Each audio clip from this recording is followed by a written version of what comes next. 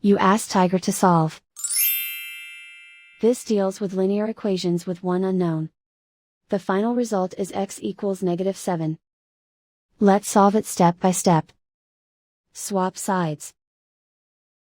Group all constants on the right side of the equation. Subtract 5 from both sides. Simplify the arithmetic.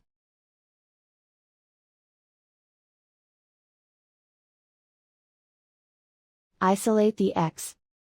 Divide both sides by -7. Cancel out the negatives. Simplify the fraction. Move the negative sign from the denominator to the numerator. Find the greatest common factor of the numerator and denominator. Factor out and cancel the greatest common factor. And so the final result is x equals -7.